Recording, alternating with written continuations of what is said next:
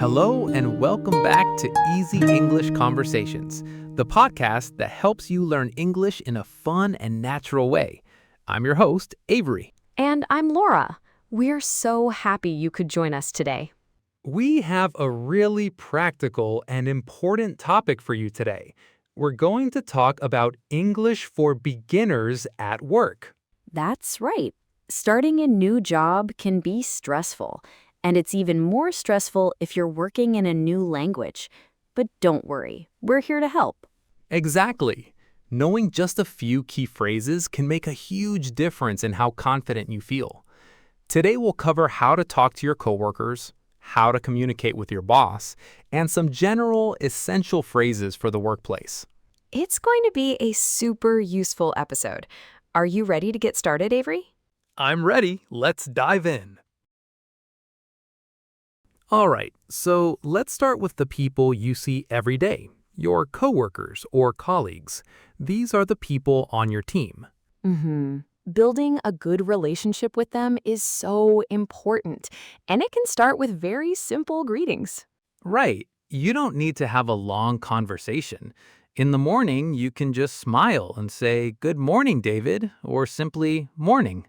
Exactly. Or you can ask, "How are you doing today?" Or, "How's your morning going?" It's friendly and shows you care. And at the end of the day, as you're leaving, you can say, "Have a good evening," or "See you tomorrow." These small interactions really add up. Okay, so what about when you need help? This can be a little scary for language learners. It can be, but remember, everyone needs help sometimes. The key is to be polite. You can start with, "Excuse me." Right, so you could walk over to someone's desk and say, "Excuse me, Sarah, could you help me with this?" Another great one is, "Do you have a moment?" This shows you respect their time. So, "Excuse me, Mark, do you have a moment? I have a quick question." That's a good one.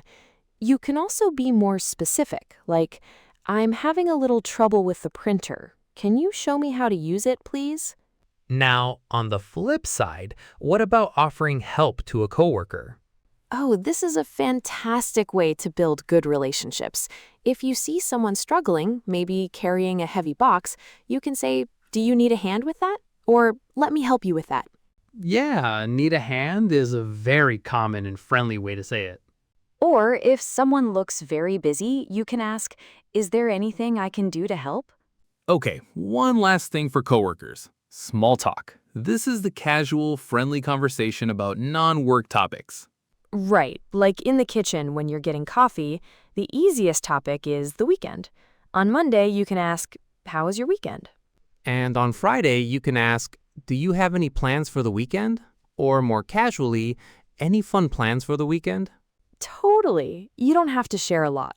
A simple, "It was relaxing," or "I'm just going to take it easy" is a perfect answer. Those are great for Mondays and Fridays. What about other small talk topics during the week? It can be tricky to think of things to say.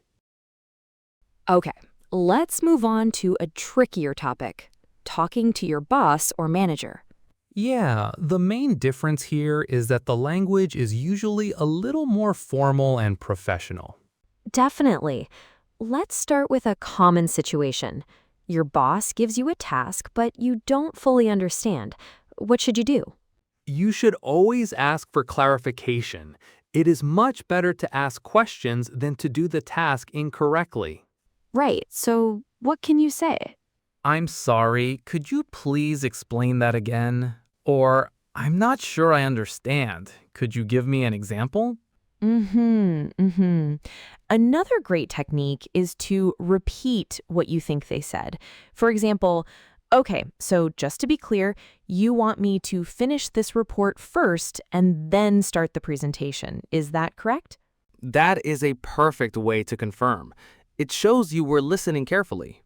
Okay, how about giving your boss updates on your work? Keep it simple and direct. For example, "Just a quick update, I finished the sales report."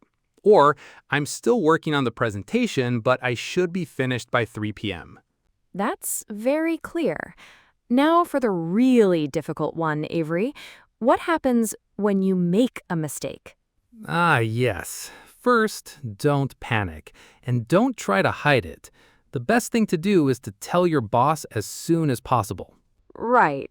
Honesty is the best policy. You should take responsibility. You can say something like, I'd like to apologize. I made a mistake on the invoice I sent. Then, most importantly, say how you will fix it. I'm correcting it now, and I'll send the new one immediately. That's really good advice. Owning the mistake and offering the solution. You can also add, I'll be more careful in the future, or it won't happen again. Exactly. Now, a more positive topic, what if you need to ask for a day off? This also requires a polite and formal phrase. It's best to ask in advance, not on the day you need off, if possible. You can say, I would like to request a day off on Friday, June 10th. Using the phrase, I would like to request, is very professional. You could also ask, is it possible for me to take next Tuesday off? Okay, we've covered coworkers and bosses. For our last section, let's do a quick fire round of other essential phrases you might need at work. Are you ready, Laura? I'm ready. Let's do it. First category, in a meeting. Okay, if you agree with someone, you can say, I agree with that point, or that's a great idea. Sorry to interrupt, but I have a quick question. Yes, always apologize for interrupting. That's very polite. Okay, next category, answering the phone. Good morning, Campbell and Sons. Laura speaking. How can I help you? Perfect. And if you are making a call, you can say, hello, this is Avery from, and may I please speak to Mr. Smith? And if that person isn't available, you can say, could I leave a message, please? Or could you please ask him to call me back? Great. Last one, and it's a big one. Writing a professional email. Yes, let's break it down. First, the greeting.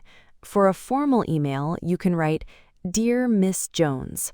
For a slightly less formal email, you can use, Hi, Sarah. Right. Then you write the main message. Keep your sentences clear and simple. And then the closing. Before your name, you should write a closing phrase. There are many options here. Best regards is very common and safe. You can also use sincerely for more formal emails, or thanks if you are thanking them for something. A nice phrase to include at the end of the email before the closing is, I look forward to hearing from you. That's a great one. It's polite and shows you expect a reply. Wow, that was a lot of really useful information, Avery. My head is full of phrases. Mine too.